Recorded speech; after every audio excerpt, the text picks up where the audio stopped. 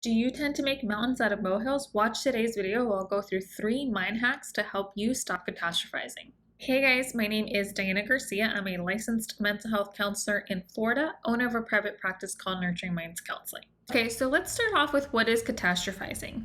So catastrophizing is actually what's called a thinking error or cognitive distortion if you want to get really technical, but pretty much it's a way of thinking that tends to get in your way. Or, we all tend to have negative thoughts, but when we think about catastrophizing, it's one of these common negative thought patterns that we find in individuals that struggle with different types of things, anxiety, depression. You don't have to struggle with any of them to still have this thinking error.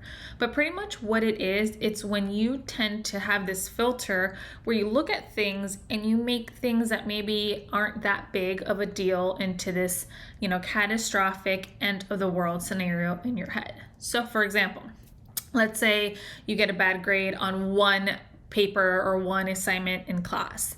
Your mind filters that through this catastrophic thinking lens and thinks, oh my gosh, this is horrible. I got a bad grade. That means not only am I going to flunk this, quarter, that means I'm going to flunk this class. And not only am I going to flunk this class, I'm going to flunk this whole semester. Not only am I going to flunk this semester, I'm going to flunk up this entire year. And that means I'm going to end up back home living with my parents. Right? So one thing, right, getting a bad grade on one assignment spirals into this, I'm going to end up dropping out of this whole year and end up back home. So that's kind of what catastrophizing is. It's we have this filter when we look at one situation and we tend to see it as this magnifying big all or nothing worst case scenario, right? We can apply it to different types of things. So another example, let's say in a relationship, you notice that your partner was maybe feeling a little off with you this morning, wasn't as engaged. You didn't really get to talk to them before they left to go to work. And then yet your mind starts going into, oh my gosh, my partner's mad at me. They're upset at me. Maybe they're, holding on to a grudge from a fight that we had 2 months ago, even though that hasn't been mentioned. That means that they have been holding on to this resentment. They're going to bring it up and they're just finding out a way to break up with me. And I'm going to end up all alone forever as a lonely cat lady. Again, one scenario, this person, my partner, is acting off or distant to, I'm going to end up not only are they going to break up with me, but I'm going to end up all alone forever as a lonely cat lady. So again, this is an example of this catastrophizing, these thinking errors that tend to show up. When you end up catastrophizing, what happens in that moment, you've spent a lot of time and energy thinking of all the worst case scenarios. Maybe you've kind of spun out already and you're having a lot of anxiety, a lot of dread. You're feeling overwhelmed because, of course, your mind is painting this picture that something horrible is going to happen from one situation. You lose objectivity, right? So you just don't have the ability maybe to make a concrete decision in that moment because you're already thinking of the worst case scenario. And again, it ends up just causing you a lot of emotional distress. So hit like if you can relate to any of these examples of catastrophic thinking where you take one small scenario and your mind has blown it out of proportion to this huge, horrible end of the world scenario. Okay, so I want to give you 3 mind hacks to help you. So let's start with number 1.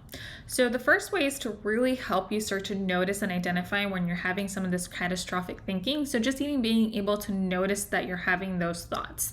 So one quick exercise to help you. So let's just stick with that first example. I'm going to end up at home flunking this entire year, right? So it's almost like you are that thought. Now, another kind of way to really separate yourself is to really say, I'm having the thought that I'm going to end up alone and living with my parents again. Okay. So notice how just even being able to say, like, I'm having the thought really helps you to recognize, 1, that you're having this catastrophic thinking and what specific thought, and 2, to help you create a little bit more distance that you are not your thought, right? You're just noticing that you're having this one thought in this moment. Even taking a step further, you can say, I'm noticing that I'm having the thought that I'm going to fail this academic year and end up at home. Again, so it's not even just you are the thought, but now you're having the thought, but now you're just noticing that you're having this thought of X, Y, and Z, right? So again, it's another way to really help create more distance from you and this thought. Okay, second mind hack, it's really starting to kind of group these thoughts that show up and almost give these thoughts a title. Almost like imagine if these thoughts, if you could put them in a book, right? And that just those specific thoughts were a chapter in this book, what would that chapter be called, right? Or even if you were kind of having to think of these thoughts as a movie, right? Or a series and one episode in this series, what would that series that specific episode be called, right? So you want to try to give these types of thoughts a story title. So then you can kind of use that story title to help you further notice and name when you're having these thoughts. So for instance, like, oh, there's that dropout story showing up again, right? Oh, there's that I'm failing showing up again, right? Or there's that I'm not going to be able to handle this story showing up again, right? So it's really starting to group some of these common thoughts that show up when you're kind of thinking worst case scenario and grouping them to have this title so that you can almost really use that title to help you start to recognize when your mind is going there, and again, to create a little bit more space. So it's not just like, you are these thoughts, but that you're creating some space from these thoughts. Like, because, oh, there's that story, right? Okay, third mind hack, it's really starting to thank your mind when these thoughts show up. I know that might sound really weird and strange. What do you mean thank your mind? I don't want to thank my mind for having these worst case scenario thoughts or these negative thoughts that really tend to spiral me out of control.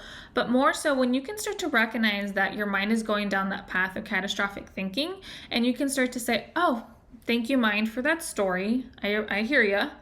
And I'm going to come back to this moment. The reason being that on one end, it's really starting to recognize that your mind is coming up with all these worst case scenarios because it's its weird way of trying to prepare you and protect you.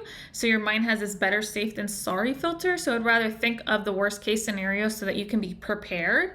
But it tends to really go a little bit haywire and it takes over the show. So one, it's recognizing that this is just your mind's natural way of functioning. It's just kind of glitching a little bit.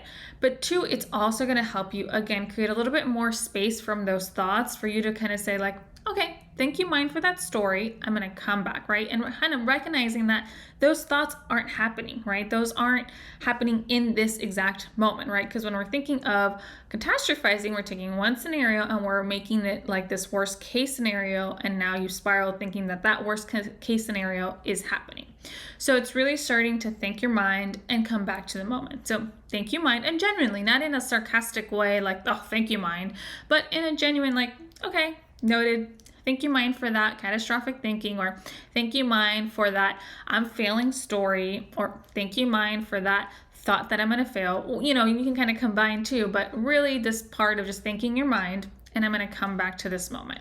Let me know in the comments below which technique, mind hack, you plan on using. 1, 2, or 3, or maybe all of them, or just hit all, type all if you plan to use all 3. But if not, let me know which one was your favorite, or which is the one that most resonates with you and you think would be the most helpful. Stay up to date on more mind hacks related to your mental health. Subscribe for my channel where I'll share more kind of tips and tricks to help you on your mental health journey. And as always, I encourage you to continue nurturing your mind, body, and soul, whatever that looks like for you.